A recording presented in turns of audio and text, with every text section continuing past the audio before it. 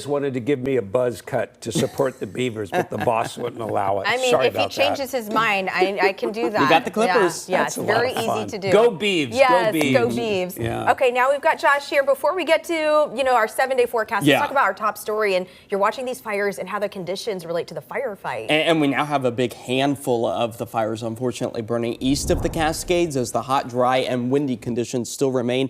But some of the fires are burning so large and so hot that you can actually see them from outer space. The GOES 18 satellite from NOAA, you can see the Fairy Fire, one of our larger fires burning over 5,000 acres. That soft glow of red right there is a good indication of where the fire is currently burning as we prepare for potentially devastating conditions over the next few days as the hot, windy, and dry conditions remain. I do want to talk about the Rowena fire because that is one of the larger fires that is burning near the populated location of the Dalles. Seeing those strong gusty winds come out of the Columbia River Gorge as the Grant Lake fire also continues to burn. But we're seeing wind speeds right now close to 40 miles per hour. These are the downsloping winds, the winds that not only come out of the Columbia River Gorge, that very small channel that helps them to speed up, but as those winds descend from higher to lower elevations, they warm up, they dry up, and they speed up. And that's exactly what we are going to be seeing, not only for the rest of this evening as the winds and humidity improve tonight and into tomorrow morning,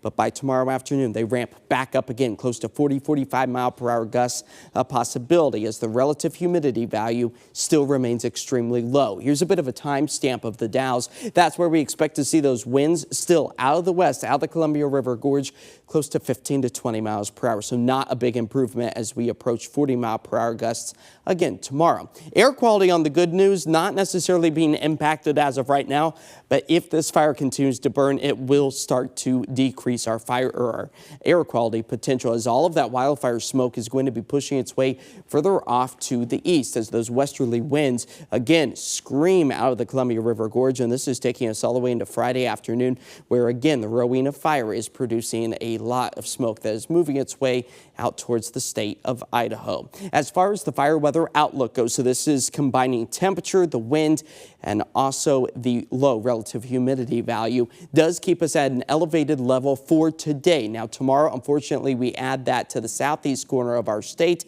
as much of the I-84 corridor is going to be under that elevated potential, all as our snowpack quickly starts to dwindle because of those above average temperatures, above freezing, I should say, at 60 degrees right now, as the number of rain-free days right here in the city amounts to over a week, 8 days, last picking up about 1/10 of an inch on June 4th as our rain deficit grows to over a ½ inch now.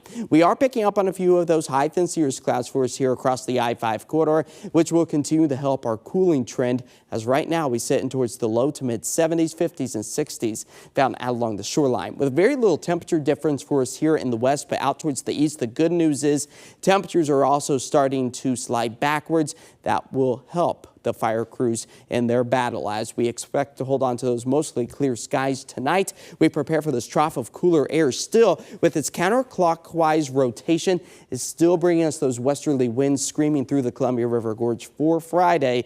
And as we push our way into the weekend, we start to see this ridge propagate a little bit further off to the west, helping to warm us back up again for Father's Day on Sunday as we keep on those clear sky potentials tonight into tomorrow with mostly sunny skies. We'll see a few more clouds in the mix, especially as we work our way towards Saturday, unfortunately remaining dry. For tonight here in the city, clear, calm, quiet temperatures into the 40s. Tomorrow back up into the low 70s, and tomorrow will actually be the coolest day of the week with a few more clouds in the mix here and there, but still sunshine the brunt of our weather pattern. That will take us into Father's Day on Sunday, but maybe a chance for a raindrop or two come Wednesday and Thursday. Unfortunately, that system not strong enough to move the moisture east of the Cascades. All right. Doesn't look too bad, Josh. No, temperature's very comfortable for us. All right. Thanks. Yeah.